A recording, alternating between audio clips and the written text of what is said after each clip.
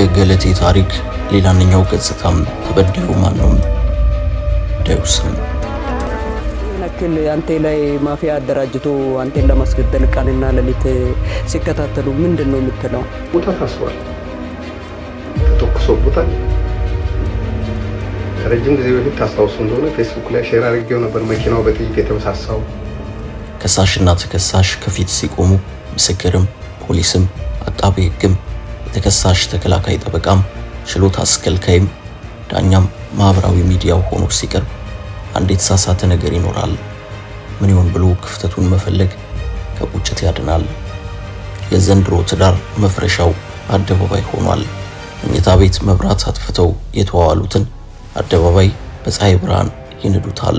ይህ ከቅርብ ጊዜ ወዲህ ለምናያቸው የፍቺ ታሪኮች እንጂ ለአትሌት ገለቴ ቡርቃ ትዳር የተሰጠ አስተያየት አይደለም።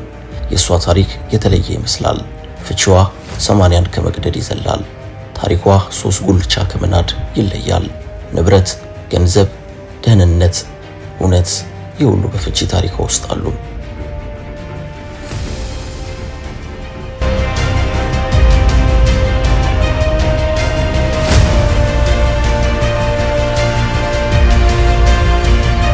አትሌቷ ከሰሞኑ አደባባይ ወጥታ ህዝብና መንግስት ይፍረዱኝ ባለችው መሰረት የመንግስትን ባናውቅም ህዝብ ደና አድርጎ እየፈረደላት ነው።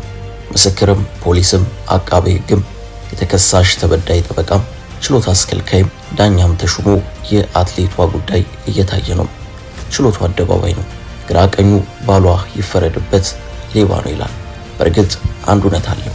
ህዝብ መናገር መፍረድ የሚችለው ከተነበበለት የወንጀል ታሪክ ላይ ተነስቶ ነው።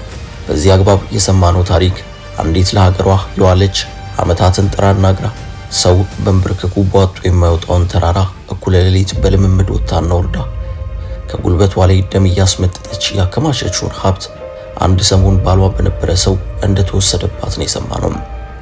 ይህ በጣም የሚያስቆጣ የሚያሳዝን ጥቂት በማይባሉ ሴቶቻችን ላይ ደርሶ ያየነው የተለመደ የማጭበርበርና የማታለል ታሪክ ነው። የድምዳሜ ለሰማነው ታሪክ የሚሆን ብቻ ነው።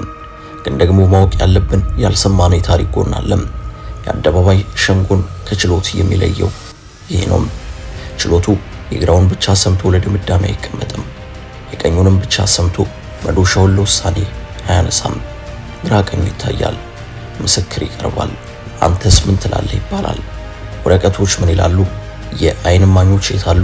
የአገሪቱ ሕግ ታሪኩን እንዴት ይተረጉመዋል?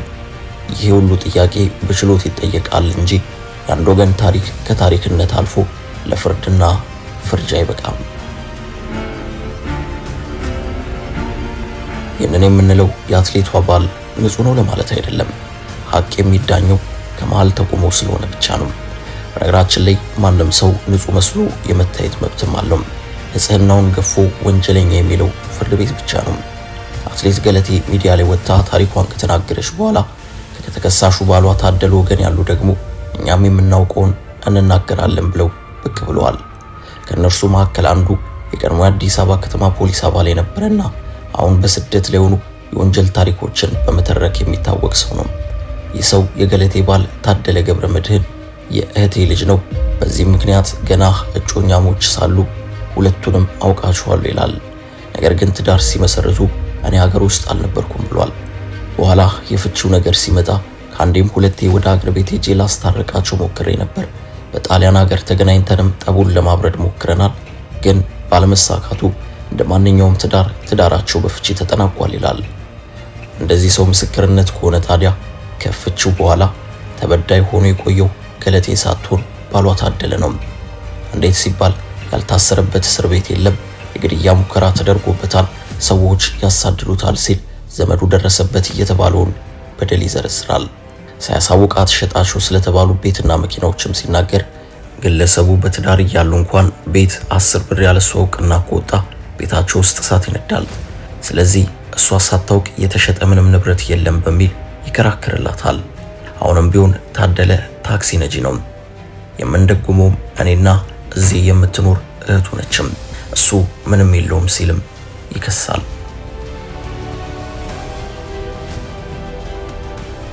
የምስክርነት ታደለን ከበዳይነት ላያስመልጡ ይችላል።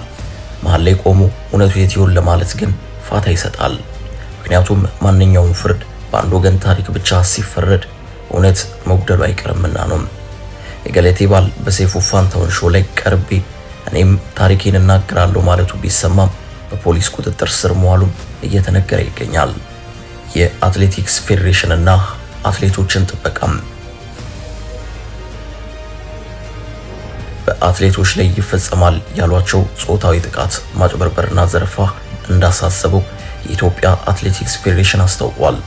ፌዴሬሽኑ በባለቤቷ ንብረቶቿን በሙሉ መዘረፏን አስታውቃ ጎዳና ለመውጣት ቋፍ ላይ መሆኗን በገለጸችው በእውቁ አትሌት ገለቴ ቡርቃና ሌሎች ተያያዥ ጉዳዮች ላይ ጋዜጣዊ መግለጫ ሰጥቷል።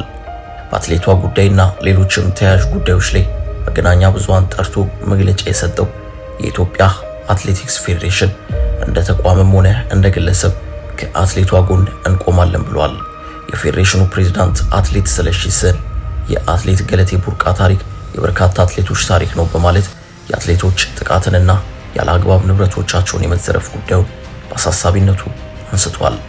አትሌት ገለቴ ቡርቃ የእሷን በደል ወደ ሚዲያ ወጥታ ተናገረች እንጂ እንደሷ የተጎዱ በርካታ አትሌቶች አሉ ያለው አትሌት ስለሺ ለተጎዱ በርካታ አትሌቶች በንብረትም ብቻ ሳይሆን በሞራልም ልንደርስላቸው ይገባል ሲል ጥሪ አቅርቧል።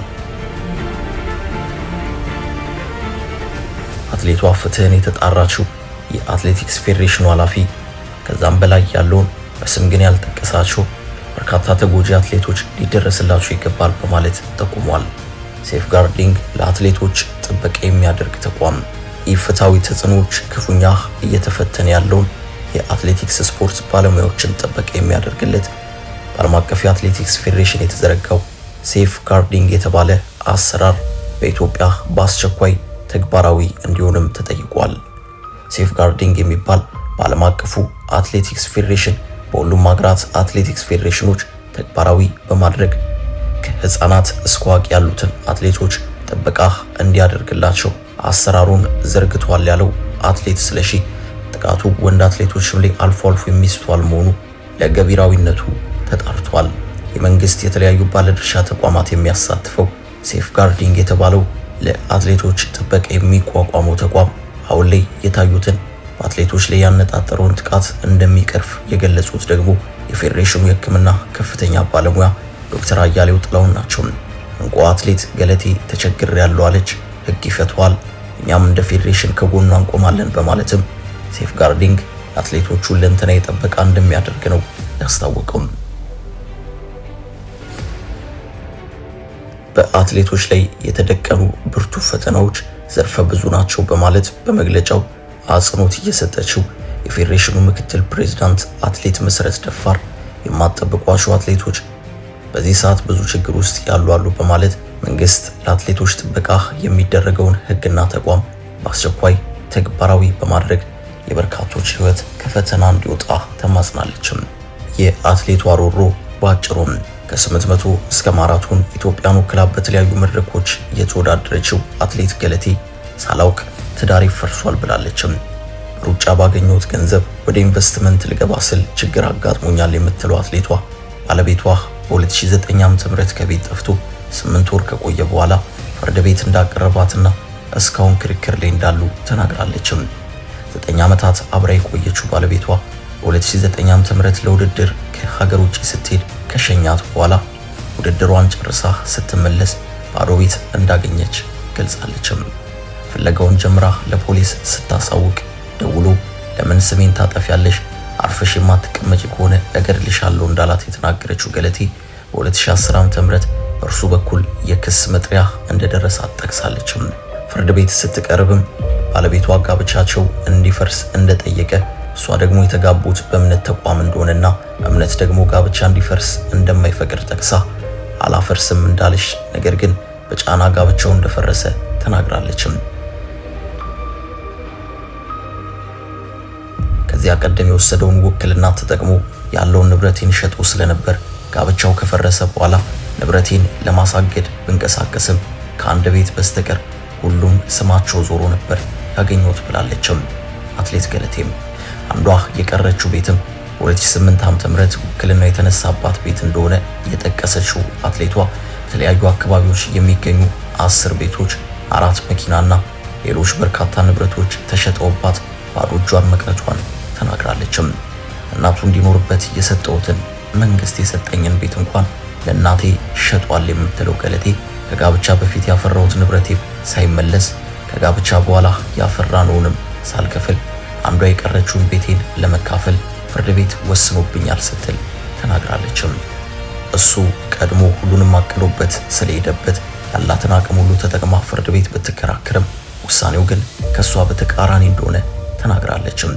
ከዚህ አልፎም እንደሚያስፈራራት ለፖሊስ ማመልከቷን ጠቅሳ ንብረቱም እንዳይገኝ አንዱንም ገንዘቡን በሱ ስም እንደማያስቀምጥ እንዲሁም ተሸጡ የተባሉ ንብረቶችም ከዋጋቸው እጅግ ባነሰ የተሸጡ መሆናቸው ጉዳዩን ውስብስብ እንደሚያደርገው ተናግራለችም። ይህንን ጉዳይ የማያውቀው የመንግስት አካል እንደሌለ የጠቀሰችው አትሌት ገለቴ እስካሁን መፍትሄ ካለማግኘቴም በላይ ወደ ጎዳና ለመውጣት ከዚያም አልፎ ለህይወቴ አስጊ ሁኔታ ላይ ስለምገኝ የሚመለከተው አካል ይድረስልኝ ትላለችም። አደባባይ የወጣሁት ህዝቤ እንዲደርስልኝ ነው ያለችው ገለቴ ወጥቼ የምወደውን ስፖርት እንኳን እንዳልሰራ ማስፈራራት እየደረሰብኝ ቤት ውስጥ ተዘግቼ ተቀምጫለሁ።